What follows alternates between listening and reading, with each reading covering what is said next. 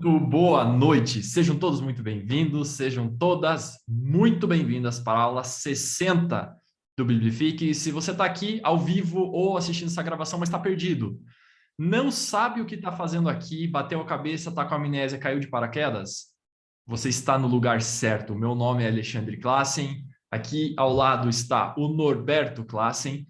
E o tema da aula de hoje é Davi e Golias, ou pelo menos a história de Davi e Golias. Alexandre, como assim? Quer dizer que vocês resolveram fazer uma escola uma aula de escola bíblica infantil? É claro que não. O nosso objetivo aqui é dar um panorama um pouquinho diferente sobre uma das histórias mais famosas e mais contadas da Bíblia ao longo de toda a história da humanidade e no mundo inteiro, né? Não é só entre os cristãos que a história de Davi e Golias é contada, ela é contada por um monte de gente, inclusive é usada como exemplo de um azarão que ganhou, de certa forma, de alguém que era favorito. Quando você vê, por exemplo, um campeonato de futebol, um campeonato de algum esporte, de repente você vê uma zebra, você diz que é uma história de Davi e Golias, uma história que supostamente não era para acontecer, que aquilo não era necessariamente é, não era um aspecto lógico de alguma coisa acontecer, alguém ser derrotado ou alguém ganhar determinada coisa e de repente ele ganha. É a famosa história de Davi e Golias. Só que a gente quer dar um panorama um pouquinho diferente a respeito de Davi e Golias, dessa história, narrada em 1 Samuel 17. E, obviamente, aquilo que nós fazemos aqui, nós vamos ler os 58 versículos com muita calma, com muita calma. Eu sei que você deve ter lido em casa. Com certeza, as pessoas que assistem a aula ao vivo aqui leram em casa 1 Samuel 17.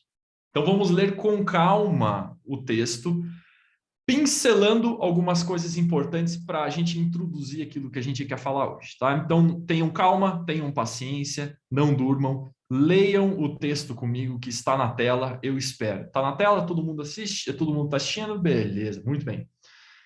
Versículo 1 de 1 Samuel 17 diz: Ajuntaram os filisteus as suas tropas para a guerra e congregaram-se em Socó, que está em Judá, e acamparam-se entre Socó e Azeca, em Éfes-Damim. Porém, Saul e os homens de Israel se ajuntaram e se acamparam no vale de Elá, e ali ordenaram a batalha contra os filisteus.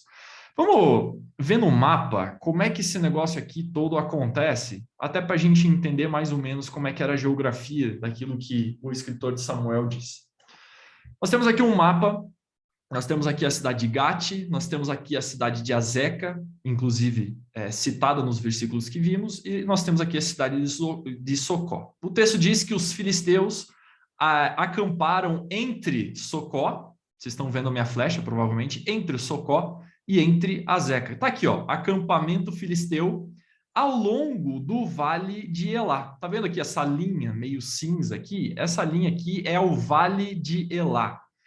Alexandre, como que eu me acho mais ou menos no mapa? Aqui do lado direito, fora do mapa, então está aqui minha flecha, vai como se a minha flecha fosse mais para o lado direito, está um mar morto que dá origem ali ao Rio Jordão. Então temos o mar morto aqui do lado direito, certo? Então os filisteus se acamparam aqui entre Socó e Azeca, no Vale de Elá.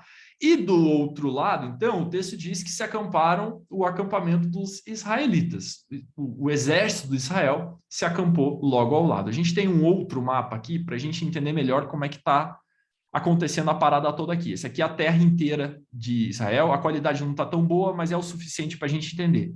Aqui onde está a minha flecha é o Mar Morto. Aqui onde está passando o meu mouse é o Rio Jordão, e aqui em cima tem o Mar da Galileia, certo?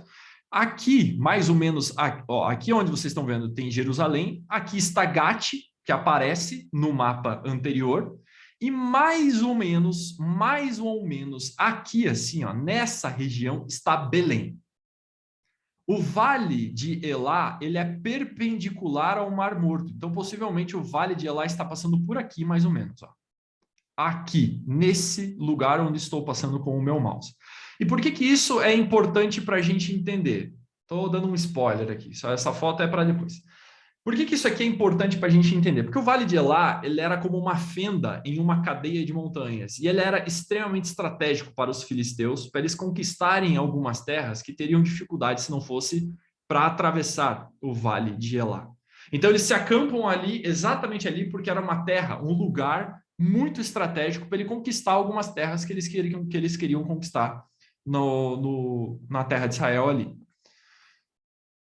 Continuando, versículo 3. Estavam estes num monte do lado da Além e os israelitas no outro monte do lado da Quem, e entre eles o vale. Então imagine essa cena comigo aqui.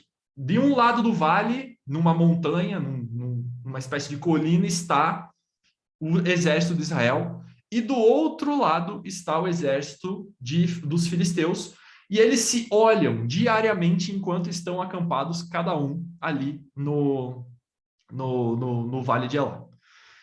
Versículo 4 diz: Então saiu do arraial dos filisteus um homem guerreiro, cujo nome era Golias, de Gate, da altura de 6 côvados e 1 palmo. Se você olhar aqui na versão da direita, aqui, que é a NVI, ele diz mais ou menos, ele faz o cálculo que Golias tinha mais ou menos 2 metros e 90 centímetros. Cada côvado tem mais ou menos 45 centímetros, 1 palmo mais ou menos 20 centímetros, o que dá então 2,90. Então Golias tinha mais ou menos 2,90.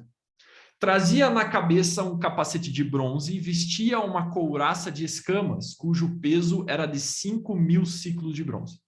Trazia caneleiras de bronze nas pernas e um dardo de bronze entre os ombros.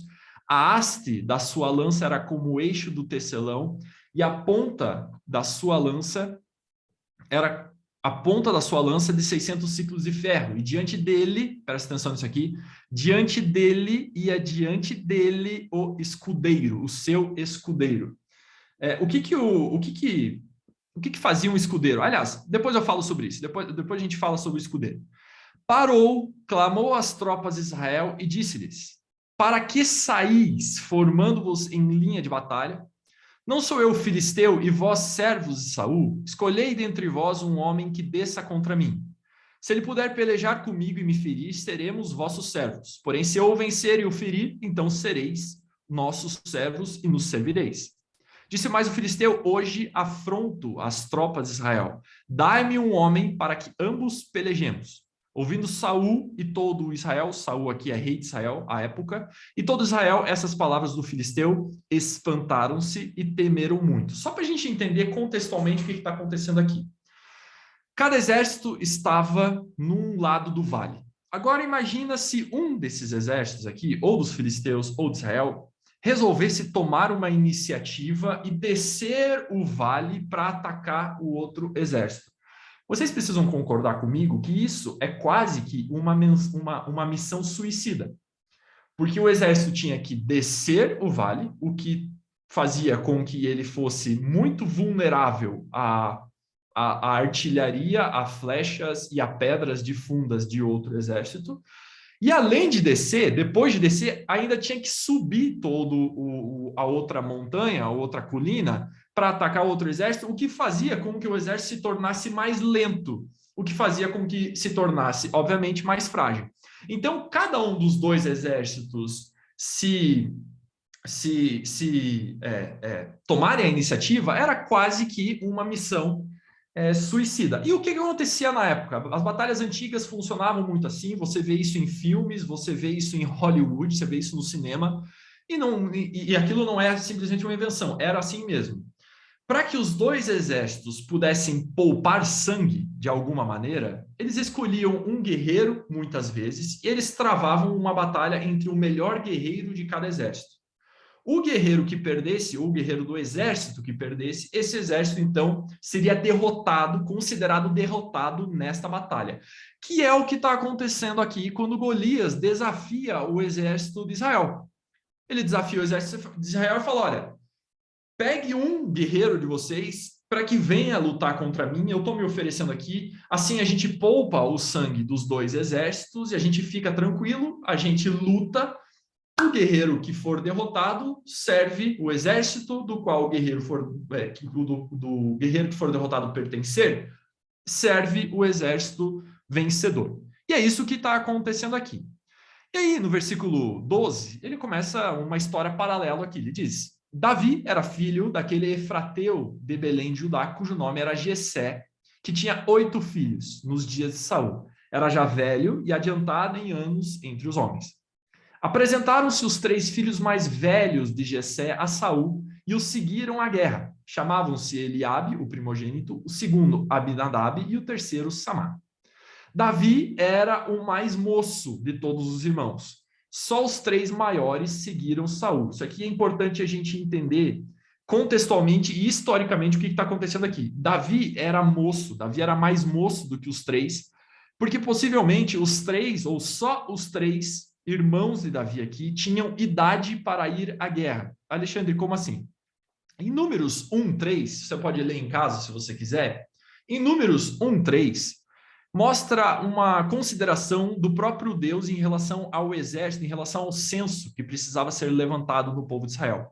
E naquele momento, naquele censo, Deus diz que é para considerar pronto para a guerra, ou hábil para a guerra, ou disponível para a guerra, apenas aqueles homens que tinham mais de 20 anos. A partir de 20 anos, então, possivelmente, os homens estavam prontos e disponíveis, aptos para irem à guerra. Davi, aqui no caso, tinha menos do que 20 anos. Eu gosto de chutar aqui que Davi tinha por volta dos seus 14, 15, 16 anos no máximo, nesse momento aqui, nessa história. Davi era o mais moço de toda a casa deles, e só os 3 mais velhos seguiram Saul. Quer dizer que só os 3 mais velhos tinham mais de 20 anos. Versículo 15 diz: Davi, porém, ia a Saul e voltava para apacentar as ovelhas do seu pai em Belém. Como assim Davi ia a Saul? Isso aqui é importante também. Saul conhecia Davi. Porque no capítulo 16, vamos voltar aqui no capítulo 16, a partir do versículo 14, conta a história que Saul tinha um espírito maligno que o atormentava. E aí os servos de Saul chegaram para ele e falaram: olha, é um espírito maligno enviado por Deus, eu não quero aqui tocar nesse assunto aqui, um espírito maligno enviado por Deus, isso aqui é um assunto para um outro momento. Mas ele diz: olha, manda que tragam na sua presença algum homem que saiba tocar harpa. Porque quando a harpa for tocada, o Saul vai, de certa forma, relaxar e o espírito maligno vai parar de oprimi-lo de alguma forma. E aí o Saul disse: tá bom, então me tragam um homem aqui que saiba tocar harpa. E olha só no versículo 18 do capítulo 16, as características que Davi foi apresentado para Saul. Ele diz: então respondeu um dos moços, um dos servos de Saul, e disse: conheço um filho de Jessé, o belemita, que sabe tocar a harpa, que era o que eles precisavam, é forte e valente, homem de guerra, presta atenção nisso aqui, ó. Homem de guerra, sisudo em palavras e de boa aparência, e o Senhor é com ele. Olha só que interessante. Olha que testemunho que Davi tinha. Ele sabia tocar harpa, né? Era competente naquilo que se propunha a fazer, era forte e valente, homem de guerra, sisudo em palavras e de boa aparência. Mesmo que Davi não tivesse idade suficiente para ser apto a ir para a guerra, ele já era considerado aqui um homem de guerra, porque possivelmente já estava sendo treinado para isso. Davi não era simplesmente um moleque qualquer. Davi, como qualquer judeu, aliás, como qualquer israelita, aqui no caso, ele era treinado para ser um homem de guerra. Ele iria para a guerra em algum momento assim que completasse seus 20 anos. Muito bem, eles trazem Davi, vão até Jessé, trazem Davi, e aí no versículo 23 diz: isso sucedia quando o espírito maligno da parte de Deus vinha sobre Saul, Davi tomava a harpa e a dedilhava, então Saul sentia alívio e se achava melhor, e o espírito maligno se retirava dele. Então essa é a justificativa de por que Davi ia até Saul e voltava para apacentar as ovelhas. Disse Jessé a Davi, seu filho. Aliás, chegava-se, pois, o filisteu pela manhã e à tarde e apresentou-se por 40 dias. Isso aqui é importante. Por 40 dias, Golias saiu do meio da sua formação de batalha e ofereceu-se a batalhar com algum guerreiro de Israel para que aquele duelo fosse travado. E por 40 dias ninguém falou e fez absolutamente nada. Por 40 dias as pessoas, os dois exércitos estiveram acampados, cada um de um lado no Vale de Elá, e ninguém se mexia para nada. Todo mundo ficava a postos, mas ninguém fazia nada. Versículo 17 diz: Disse Jessé a Davi, seu filho, leva, peço-te para os teus irmãos uma efa desse trigo tostado, esses 10 pães, e corre a levá-los ao acampamento aos teus irmãos. Porém, esses 10 queijos leva-os ao comandante de 1000 e visitarás teus irmãos e ver se vão bem. A ver se vão bem. E trarás uma prova de como passam. Saul e eles e todos os homens de Israel estão no vale de Elá, pelejando contra os filisteus. Davi, pois, no dia seguinte, se levantou de madrugada, deixou as ovelhas com guarda, carregou-se e partiu como Jessé lhe ordenara, e chegou ao acampamento quando já as tropas saíam para formar-se em ordem de batalha e a gritos chamavam a peleja. Por 40 dias, eles gritavam para a peleja, mas ninguém fazia nada. Os israelitas e filisteus se puseram em ordem, fileira contra fileira. Davi, deixando o que trouxera aos cuidados da guarda da bagagem, presta atenção, um Davi aqui muito esperto, muito ligado no que está acontecendo. Davi, deixando o que trouxera aos cuidados do guarda da bagagem, correu à batalha. E chegando, perguntou aos seus irmãos se estavam bem. Estando Davi ainda a falar com eles, eis que vinha subindo do exército dos filisteus o duelista, cujo nome era Golias, o filisteu de Gate, e falou as mesmas coisas que antes falara, e Davi o ouviu.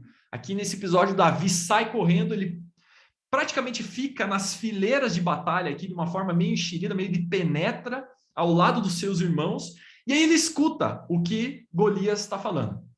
Todos os israelitas, vendo aquele homem, fugiam de diante dele e temiam grandemente, e diziam uns aos outros: Vistes aquele homem que subiu?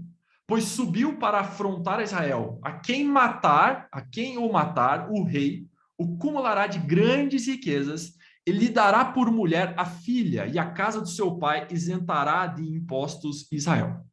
Olha que proposta interessante. Davi ouve isso. Ele fala: olha, para quem derrotar Golias, para quem derrotar esse gigante, o rei vai dar a ele, a essa pessoa, esse guerreiro, grandes riquezas, dará a filha por mulher, por esposa, e ainda isentará a casa do pai de impostos. É uma boa proposta. Versículo 26, então falou Davi, olha, presta atenção na humanidade de Davi aqui. Pare de fantasiar um pouco sobre essa história e comece a entender o que está acontecendo realmente aqui. Então falou Davi aos homens que estavam consigo, dizendo: o que farão aquele homem que ferir esse filisteu e tirar a afronta de sobre Israel? Olha só, Davi escuta a proposta de Saul e ele acha interessante a proposta. Ele fala assim: o que vão fazer para o homem que derrotar esse gigante? Gostei da história. Gostei da história. Riquezas, a filha do rei e sem impostos? Caramba, desconto nos impostos para a casa do meu pai? Isso é bom demais. E ele diz: quem é, pois, esse incircunciso filisteu para afrontar os exércitos do Deus vivo? E o povo lhe repetiu as mesmas palavras, dizendo: assim farão o homem que o ferir. Como se Davi perguntasse de novo, para ter certeza. Ele ouve, ele fala assim: cara, mas é isso mesmo que eu ouvi? São esses os prêmios para quem derrotar esse gigante? Sim, são esses os prêmios. Ouvindo Eliabe, seu irmão mais velho, falar àqueles homens, acendeu-se-lhe a ira contra Davi e disse: por que desceste aqui? E a quem deixaste aquelas poucas ovelhas no deserto? Bem conheço a tua presunção e a tua maldade. Desceste aqui apenas para ver a peleja. Respondeu Davi: o que eu fiz agora? Eu só fiz uma pergunta. Olha que interessante o diálogo. Davi aqui, cheio de coragem, ele fica perfilado junto com os outros soldados ao lado dos seus irmãos. Ele nem era soldado, ele nem poderia estar ali, mas ele está ali perguntando aos seus irmãos como é que eles estão. Golias aparece de repente, ele entende o que está acontecendo ali, ele entende quem é Golias, e ele entende os prêmios que um guerreiro que derrotar Golias pode receber, e ele se interessa por isso. E por ele se interessar por isso, por ele demonstrar certa coragem, por ele demonstrar certa iniciativa, o seu irmão Eliabe, o irmão mais velho, que estava ali há 40 dias com medo, ataca Davi e xinga Davi, ele menospreza Davi, ele... Cara, É impressionante, presta atenção nisso aqui. É impressionante como todas as vezes que alguém tem mais coragem, esta pessoa é atacada pelos medrosos. Sempre quando alguém tem mais coragem do que outra pessoa, esta pessoa vai ser atacada pelos medrosos. Foi assim a mesma coisa com Josué e Caleb. Quando eles viram a terra prometida, eles quiseram entrar na terra prometida, o texto de Números 13 e 14 diz que o povo quis apedrejar Josué e Caleb pela coragem que tinham. O medroso sempre ataca o corajoso. Sempre. Quer dizer, então, que todas as vezes que a Bíblia diz para você ser corajoso, automaticamente ela está dizendo que você sim vai ser atacado por aqueles que têm medo, por aqueles que se sentem inferiores por isso. Eliabe estava há 40 dias ouvindo o filisteu de Gate, chamado Golias, afrontar os exércitos de Israel e não tinha feito nada por medo. E aqui vem um piá, aqui no sul a gente chama de piá, no Rio de Janeiro você pode chamar de moleque, em São Paulo chama de garoto, de menino. Um menino, adolescente, resolve ter coragem e meio que se demonstrar disposto a lutar contra aquele cara. E aí ele ainda pergunta, mas escuta, vocês estão me xingando por quê? Eu só fiz uma pergunta, só perguntei o que o guerreiro ganhava quando derrotasse o gigante Golias. Versículo 31. Versículo 31, ele continua. Ouvidas as palavras que Davi falara, anunciaram-nas a Saul, que mandou chamá-lo. Davi disse a Saul, Saul e Davi já se conheciam aqui. Saul não conhece Davi aqui de primeira, eles já se conheciam aqui. Davi disse a Saul, não desfaleça o coração de ninguém por causa dele. O teu servo, eu, Davi, irá e pelejará contra o filisteu. Saul sabia das características de Davi. Saul conhecia as qualidades de Davi. Saul conhecia que Davi era um homem de guerra, só que ele não estava apto ainda a ir à guerra. E ele diz, contra o filisteu não poderás ir para pelejar contra ele, pois tu és ainda moço e ele guerreiro desde a sua mocidade. Respondeu Davi a Saul, teu servo apacentava as ovelhas do seu pai quando veio um leão, um urso e tomou um cordeiro do rebanho. Eu saí após ele e o feri, e livrei o cordeiro da sua boca. Levantando-se ele contra mim, agarrei-o pela barba e o feri e o matei. O teu servo matou tanto o leão como o urso. Este incircunciso filisteu será como um deles, porquanto afrontou os exércitos do Deus vivo. Olha que coragem. Disse mais a Davi, o Senhor me livrou das garras do leão e das garras do urso. Ele me livrará das mãos desse filisteu. Então disse Saul a Davi, vai-te e o Senhor seja contigo. Saul topa a ideia. Saul topa a ideia. Saul vestiu a Davi da sua armadura. O que Davi estava querendo dizer aqui é, Saul, eu sei matar. Eu sou um homem de guerra, eu sei matar. Eu já matei um leão, eu já matei um urso, que são mais fortes do que esse gigante aqui. Eu sei matar. Vamos tirar o romantismo que beira toda essa história aqui? Claro que sim, existe o Senhor que abençoou Davi, existe o Senhor que estava abençoando Davi, protegendo Davi contra o leão, contra o urso, ele mesmo reconhece isso. Mas em outras palavras, o que Davi está dizendo para Saul é, Saul, eu sei matar. Saul vestiu a Davi da sua armadura, ele pôs sobre a cabeça um capacete de bronze e o vestiu de uma couraça. Davi cingiu a espada sobre a armadura e experimentou andar, pois jamais a havia usado. Então disse Davi a Saul, não posso andar com isso, pois eu nunca o usei. E Davi tirou aquilo de sobre si. Tomou o seu cajado na mão, presta atenção, tomou o seu cajado na mão e escolheu para si 5 pedras lisas do ribeiro e as pôs no alforje de pastor, que trazia, a saber, no surrão, e lançando mão da sua funda, foi-se chegando ao filisteu. O filisteu se vinha chegando a Davi e o seu escudeiro ia adiante dele. O que fazia um escudeiro para um guerreiro à época? Ele simplesmente era o responsável por carregar todas as armas de um guerreiro enquanto ele estava se locomovendo à guerra. E também era o responsável pela limpeza de todas as armas e da armadura daquele guerreiro. E o texto aqui está dizendo que o escudeiro de Golias ia adiante, ia na frente de Golias, enquanto Golias desafiava o exército de Israel. Ou seja, quando Golias estava pronto para guerrear contra algum guerreiro do exército de Israel, o escudeiro dele ia adiante dele. na frente dele. Olhando o filisteu e vendo a Davi, o desprezou, porquanto era moço ruivo de boa aparência.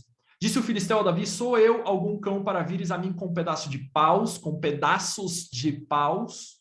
E pelos seus deuses amaldiçoou o filisteu a Davi. Disse mais o filisteu a Davi: vem a mim, darei a tua carne às aves do céu e às bestas feras do campo. Davi, porém, disse ao filisteu: isso aqui é lindo. Tu vens contra mim com espada e com lança e com escudo. Eu, porém, vou contra ti em nome do Senhor dos exércitos, o Deus dos exércitos de Israel, a quem tens afrontado. É um entendimento do compromisso de Deus em aliança com o povo de Israel aqui impressionante. Versículo 46, estão acabando, pessoal, paciência. Hoje mesmo o Senhor te entregará nas minhas mãos, ferir-te-ei e tirar-te-ei a cabeça e os cadáveres do arraial dos filisteus. Darei hoje mesmo as aves dos céus e as bestas feras da terra, e toda a terra saberá que há um Deus em Israel. Saberá toda essa multidão que o Senhor salva, não com espada nem com lança, porque do Senhor é a guerra, e ele vos entregará nas nossas mãos. Sucedeu que, dispondo-se o filisteu a encontrar-se com Davi, este se apressou, ele correu, Davi começou a correr, e deixando as suas fileiras, correu de encontro ao filisteu. Davi meteu a mão no alforje e tomou dali uma pedra, e com a funda lhe atirou e feriu o filisteu na testa. A pedra encravou-se-lhe na testa, e ele caiu com o rosto em terra. Assim, prevaleceu Davi contra o filisteu com uma funda e com uma pedra, e o feriu e o matou, porém não havia espada na mão de Davi. E aí o texto continua aqui, a gente não precisa ler os 8 versículos, o texto continua aqui. Davi pega a espada do próprio Golias e corta a cabeça de Golias. Respira. Vamos agora explicar o que está acontecendo aqui e por que a história ela pode ser interpretada, pode ser vista de uma maneira um pouquinho diferente daquela que é o usual.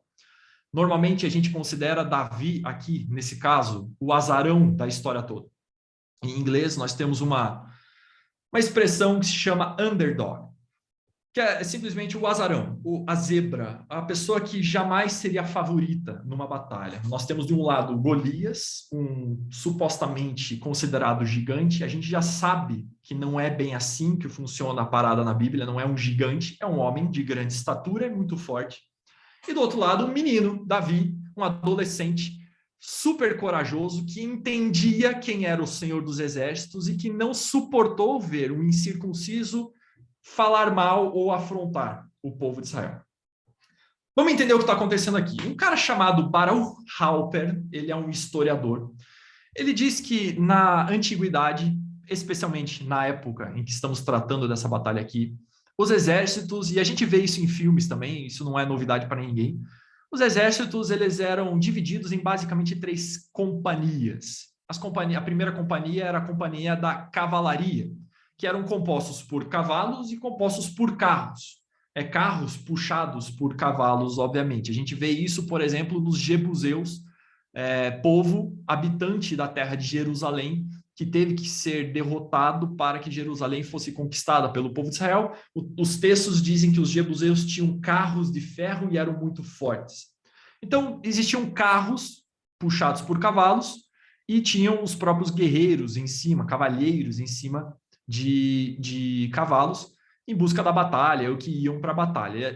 Essa era a companhia da cavalaria. A segunda companhia era a infantaria, que era composta por soldados a pé, equipados com armaduras, capacetes, lanças, espadas e escudos. Quando a gente vê a história de Davi e Golias, aqui fica muito claro que Golias era um soldado de infantaria, porque ele tinha uma armadura, ele tinha uma lança, ele tinha um escudo e ele tinha uma espada, ele tinha um capacete também. Então ele era um guerreiro de infantaria. E nós tínhamos a terceira companhia aqui do exército de Israel, ou de qualquer exército à época, que era a artilharia, composta por flecheiros, arcos e flechas, e fundibulários, aqueles que manejavam a funda. Funda essa que Davi manejava muito bem. E aqui essas 3 companhias, essa composição aqui dos exércitos, era como se fosse um jogo de Jockey-Pô. Por que eu digo isso? Porque a cavalaria, ela ganhava facilmente da artilharia. porque a velocidade dos cavalos e a velocidade dos carros fazia com que a artilharia não conseguisse atingir os soldados da cavalaria a tempo antes deles chegarem no ponto de batalha. Então eles perdiam, a artilharia perdia dentro de uma estratégia de batalha para a cavalaria. Por sua vez, a cavalaria perdia para a infantaria, porque a infantaria tinha lanças muito longas e essas lanças feriam os animais e feriam os próprios soldados em cima dos animais, podiam derrubar os soldados em cima dos animais, então a infantaria ganhava da cavalaria. Por sua vez, enquanto a infantaria ganhava da cavalaria, ela perdia, obviamente, da artilharia, porque eles não eram rápidos o suficiente para desviar das flechas e das pedras, eles ficavam muito frágeis em um campo de batalha contra a artilharia. E a artilharia que, então, para concluir, ganhava da infantaria, mas perdia para a cavalaria. Só que aí a gente tem que entender aqui como é que funcionava essa parada da funda. Porque a gente imagina Davi como um menino com um estilingue na mão e que venceu o Golias com um estilinguinho na mão, como se a funda fosse qualquer coisa. E, na verdade, a funda era uma arma letal, muito letal. Vamos ver como é que era uma funda, na verdade, uma realidade, já deu spoiler antes. Uma funda era isso aqui, ó.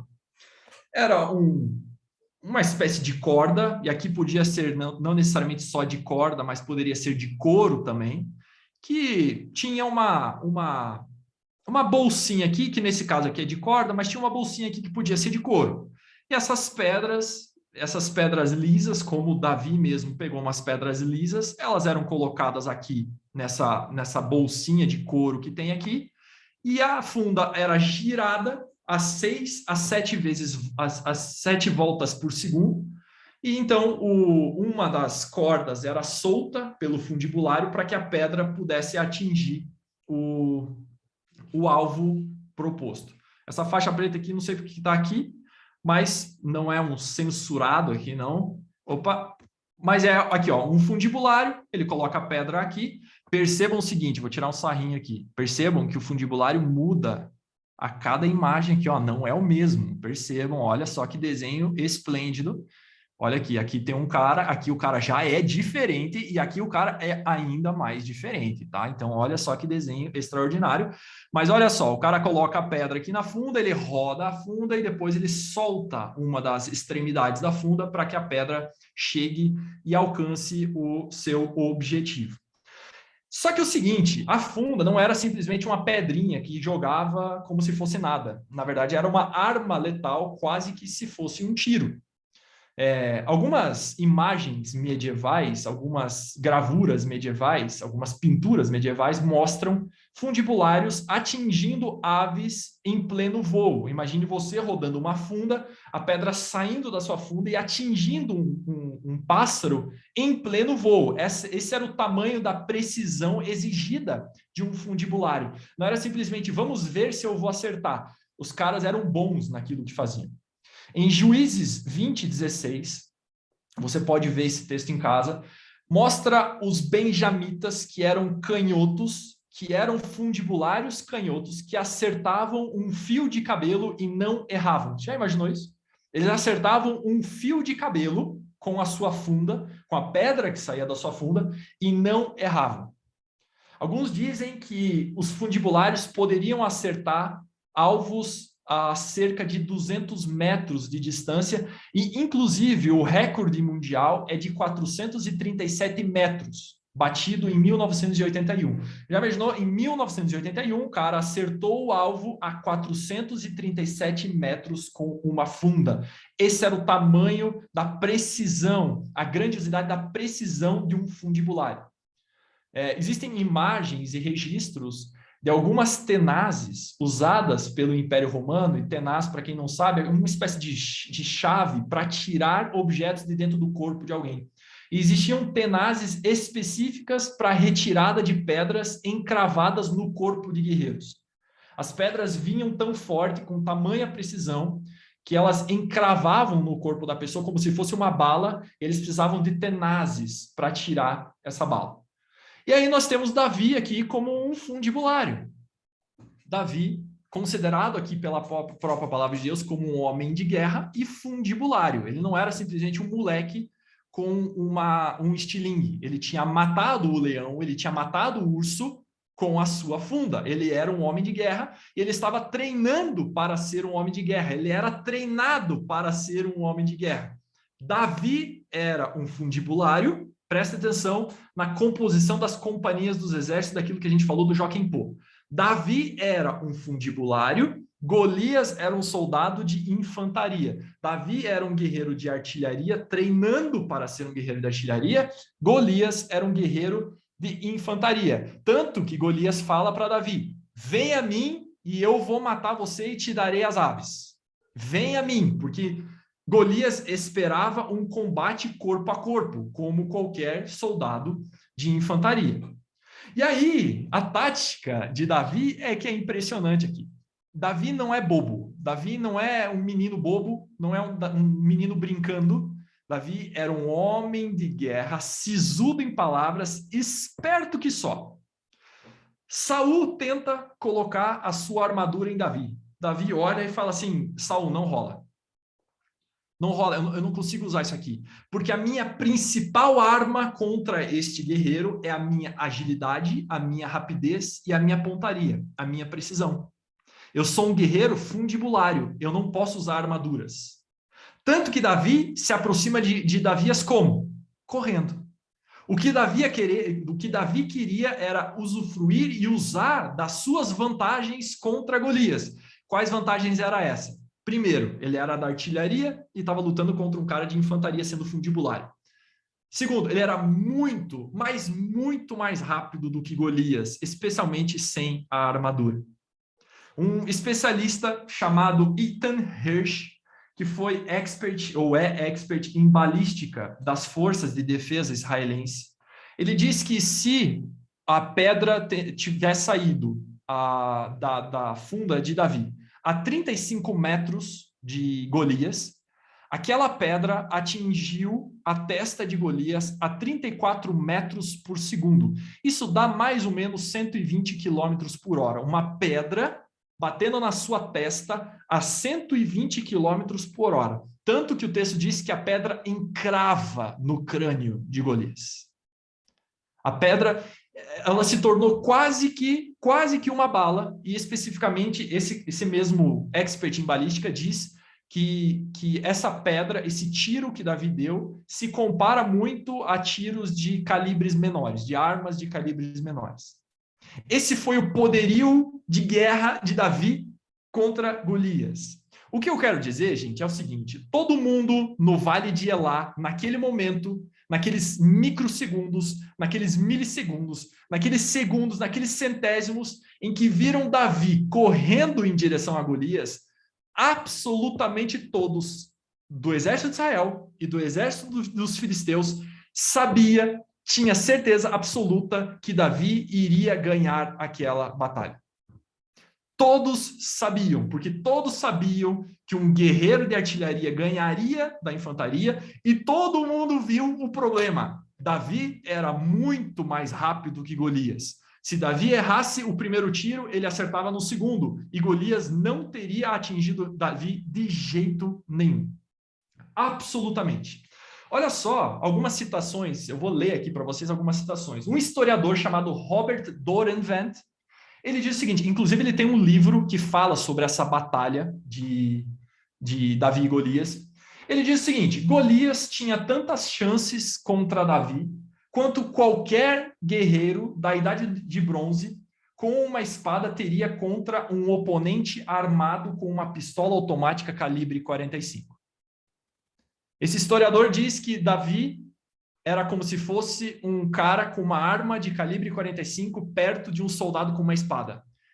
Golias não tinha a menor chance contra Davi. Davi era um soldado, ainda não no exército, mas era um homem de guerra sendo treinado para entrar no exército para ser um fundibulário. Ele não era um moleque com estilingue. O ministro de defesa israelense, chamado Moshe Dayan, ele diz o seguinte: Davi enfrentou Golias com armamento não inferior, mas sim superior à sua grandeza não consistiu em estar disposto a enfrentar alguém bem mais forte do que ele, mas em saber como explorar uma arma pela qual uma pessoa fraca poderia obter vantagem e tornar-se mais forte. Davi jamais perderia essa batalha. A verdade é essa. Davi estava em muitas vantagens perante Golias. Agora, se Davi estava em vantagens, Golias, por si só, já tinha possíveis desvantagens. Olha só o que 1 Samuel 17, versículo 7 diz. Vamos voltar para o texto que a gente leu e que a gente deu destaque. A haste de sua lança era como um eixo de tecelão, e a ponta da sua lança de 600 ciclos de ferro. E diante dele ia o escudeiro. No versículo 41, o texto repete... Opa, deixa eu voltar aqui, versículo 41, aqui. E o filisteu também vinha se chegando a Davi, e o seu escudeiro ia adiante dele. Ora, vamos fazer algumas perguntas que parecem meio que óbvias a gente se perguntar. Se Golias era um herói forte, um herói de combate corpo a corpo, cheio de vitórias, por que alguém como um escudeiro dele, que era simplesmente um limpa-escudo, um limpa-armadura, um limpa-espada, precisava ir adiante dele, precisava ir à frente dele? Alguns historiadores, alguns especialistas têm se feito essas perguntas. Por que um escudeiro estava diante de Golias? Se ele ia para um combate corpo a corpo, em teoria, Golias, herói como era, como foi pelo menos desenhado aqui, ele deveria ir sozinho nessa batalha, não com o escudeiro diante dele. No versículo 44, disse mais o filisteu a Davi, vem a mim, e darei a tua carne às aves do céu e às bestas fera do campo. Alguns especialistas estão pegando essa frase aqui, vem a mim, e se perguntando, por que esse cara queria tanto que Davi chegasse perto dele? Por que ele precisava tanto que Davi chegasse perto dele? Será que só o fato dele ser um soldado de infantaria é o suficiente para ele falar isso? No versículo 43, no versículo anterior, ele diz, disse o filisteu a Davi, sou eu algum cão para vires a mim com paus ou com pedaços de pau? Só que é o seguinte, no versículo 40, o texto diz que Davi tomou o seu cajado, no plural. E aqui ele pergunta a Davi, no versículo 40, Davi pega o cajado no singular aqui, ó, cajado. E no versículo 43, Golias pergunta a Davi no plural, você vem a mim com pedaços de pau, com cajados? Alguns especialistas estão se perguntando por que ele fez tal pergunta e por que essa diferença entre singular e plural. A gente pode afirmar isso que a gente está falando? Não. Mas existe um aspecto muito interessante aqui, porque alguns especialistas andam dizendo que talvez Golias, e na aula 58 a gente já percebeu que não existiam gigantes de fato. Eram homens tiranos de grande estatura, muito fortes, mas não eram gigantes, meu Deus do céu, uma raça especial de pessoas. Não era isso. Eram simplesmente pessoas grandes. E os especialistas, eles não conseguem tirar da cabeça deles, e de certa forma faz certo sentido, que Golias aqui, na verdade, não era simplesmente um ser especial, mas ele existe uma grandíssima possibilidade dele sofrer de uma doença chamada acromegalia, que popularmente é conhecida como gigantismo, que é um tumor benigno na glândula pituitária que faz com que exista uma superprodução do hormônio de crescimento e essa pessoa cresce sem parar de crescer até morrer.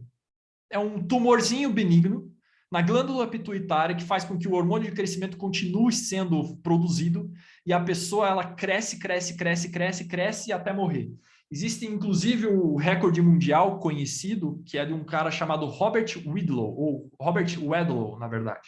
Robert Wadlow, que tinha, recordista mundial, que tinha 2,70, que é esse cara aqui, ó. Deixa eu apresentar para vocês aqui. Robert Wadlow. O cara tinha 2,70 de altura. Olha a diferença da estatura dele perto de um homem normal. Olha isso aqui.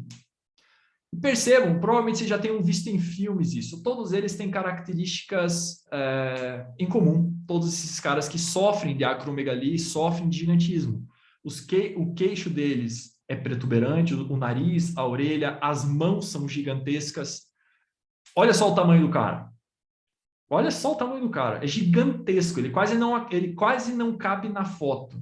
Olha a distância que tiveram que tirar a foto do cara. Esse cara tinha 2,70 e o texto diz aqui que Golias tinha 2,90. E Golias poderia sofrer de acromegalia. Eu sei que eu estou destruindo o romantismo de muita gente em cima dessa história. E eu não quero diminuir a história. De forma alguma. Olha o que Davi fala: em nome do Senhor dos Exércitos, eu vou contra você. Eu não estou diminuindo a história, eu não estou diminuindo o milagre, mas eu quero colocar alguns outros pontos aqui. Alguns especialistas dizem, inclusive, que esse tumor benigno na glândula pituitária muitas vezes pode comprimir o nervo óptico, o que faz com que a pessoa que sofre de acromegalia possa sofrer de problemas de visão, especialmente aquilo que os médicos chamam de diplopia, que é a visão dupla. O que poderia justificar o fato de Golias poder ter visto não apenas um cajado, mas mais do que um cajado pela sua visão dupla, e por isso ter perguntado no plural para Davi se ele estava com pedaços de pau e não apenas um pedaço de pau em mãos.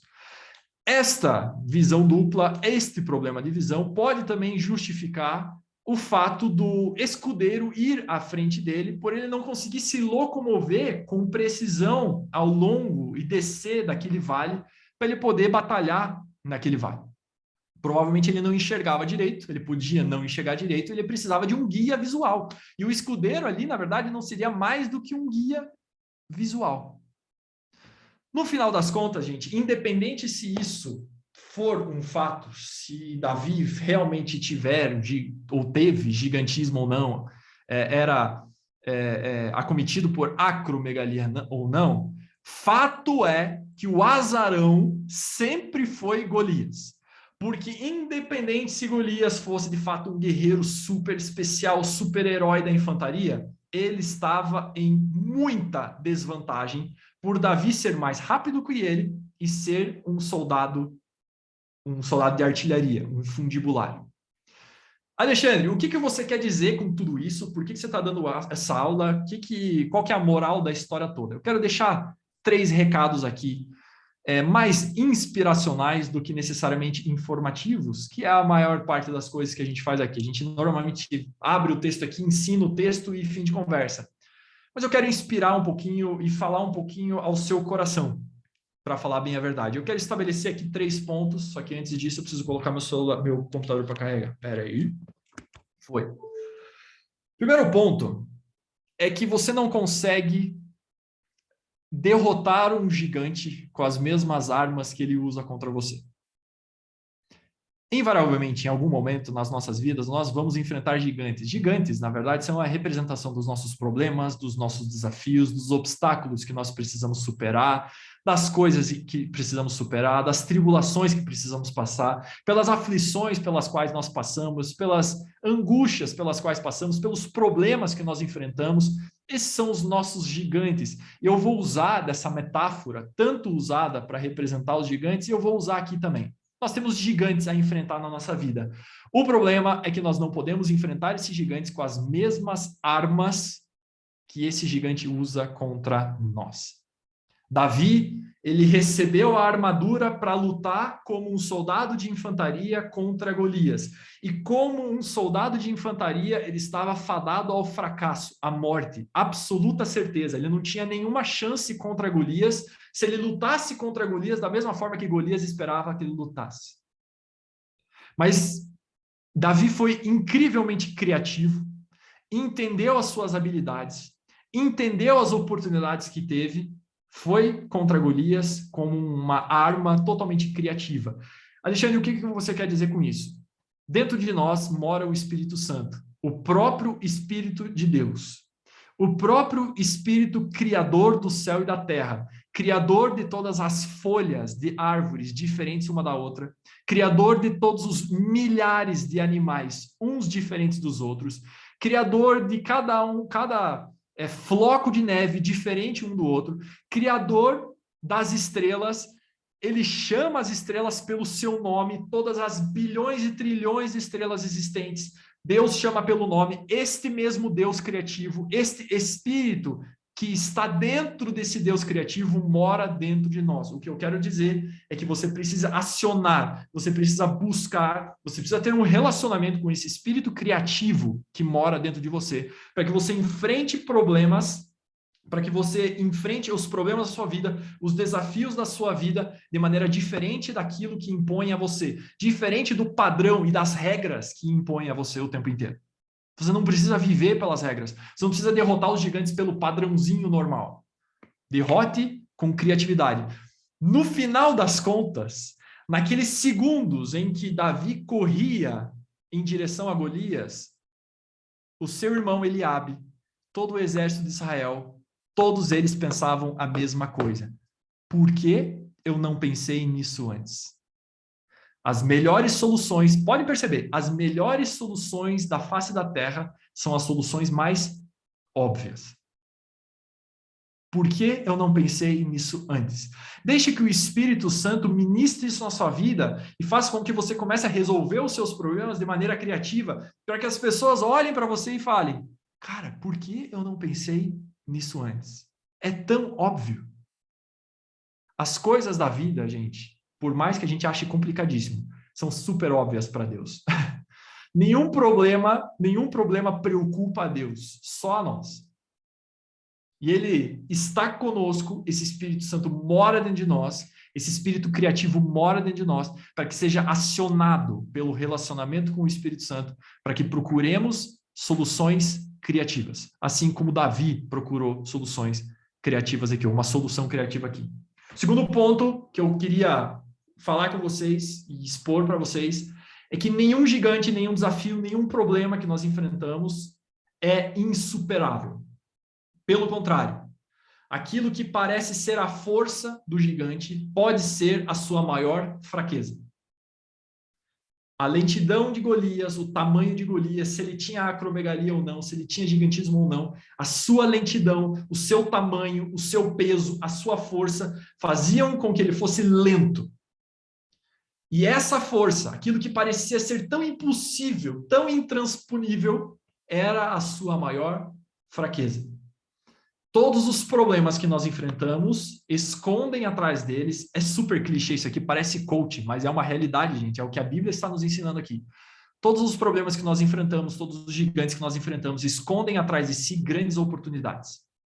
Abrace os seus erros, abrace os seus problemas, abrace os seus desafios, abrace inclusive os seus fracassos, entenda o que está acontecendo, aprenda o máximo que você pode aprender de cada um deles, para que você veja oportunidades e não mais problemas. Enquanto alguns choram, outros estão distribuindo lenços. Já escutaram? Já escutaram dessa máxima empreendedora, dessa máxima corporativa? Enquanto alguns choram, outros vendem lenços. Enquanto uns só veem problemas, outros veem oportunidades. Os gigantes que enfrentamos, as forças, né, a força que o gigante parece ter, simplesmente, ou pode ser, a sua maior fraqueza, assim como era com Golias. E o terceiro ponto era que Davi reconheceu a graça de Deus na sua vida, mas não precisou necessariamente da graça de Deus para derrotar Golias. Alexandre, como assim? O texto diz que Davi pega 5 pedras no ribeiro, 5 pedras lisas. E hermeneuticamente, naquilo que a gente chama de hermenêutica, dentro da palavra de Deus, dentro da teologia, hermeneuticamente a gente pode considerar que o número 5 na Bíblia representa a graça de Deus. E o que eu estou fazendo aqui não é simplesmente uma interpretação do texto, é uma aplicação do texto, ok? Não é uma interpretação. É isso que o texto quer dizer. Não, não, não. Aquilo é um fato e por meio desse fato a gente pode fazer uma aplicação para as nossas vidas. O número 5 representa a graça de Deus. O número 5 representa a graça de Deus que Davi estava ali reconhecendo sobre a sua vida. Só que ele não precisou de 5 pedras para derrotar o gigante, ele precisou de uma só.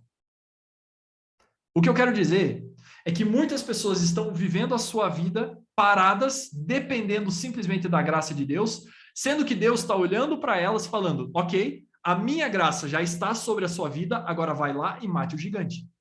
Vai lá e use a pedra e mate o gigante. Vai lá e faça o que eu depositei na sua vida para fazer. Vai lá e faça aquilo que você treinou para fazer.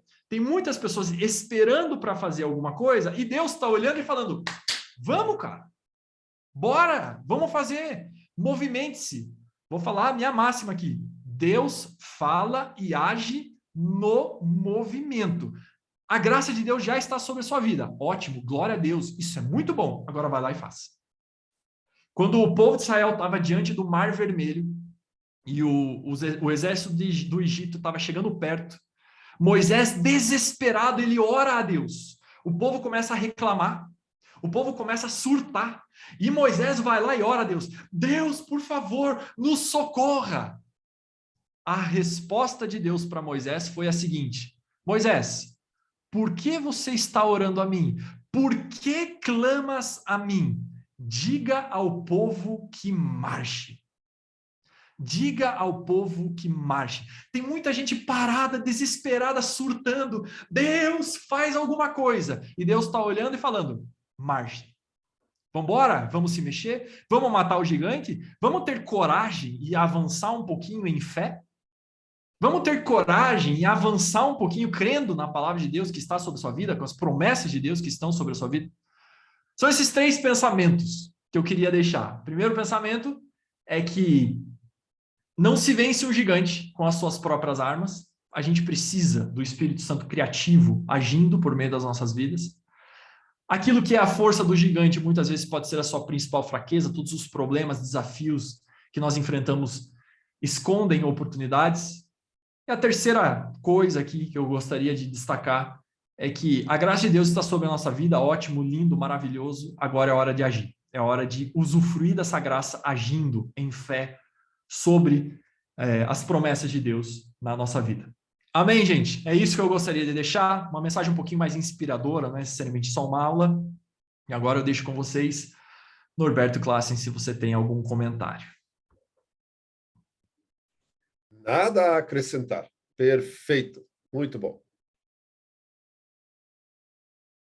Muito bem. Alguma pergunta de alguém digna de estar na gravação? Se sim, fale. Se não, a gente encerra aqui.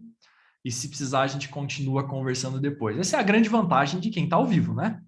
Depois da gravação ainda tem bate-papo para a gente falar algumas coisas. Diga, Alessandro, manda bala. Show de bola mesmo. Tem historiadores que falam que Davi, né, ele foi tão ousado, né, que 3 vezes ele pergunta, quem vai ganhar mesmo? Né? Na primeira vez ele vai 3 vezes. Ele escuta, o que vai ganhar? Tem certeza que é isso? Aí ele pensa, né, que não é errado você ganhar dinheiro, uma forma que só espiritualiza, mas não é errado. Vai ganhar isso. Tá bom, fechado. Estou nessa. E outra que ele escolheu aquelas 5 pedras, tem a graça, até os 5 ministérios, mas que existia ali os 5 gigantes. E ele pegou uma pedra, né, para cada um. Porque quando o exército se reunia, eles mostravam a força bélica deles ali. E os gigantes estavam ali se demonstrando, né? Mas como era ali o contrato deles, era 1 contra 1, aqueles outros estavam colocando medo e terror no povo ali.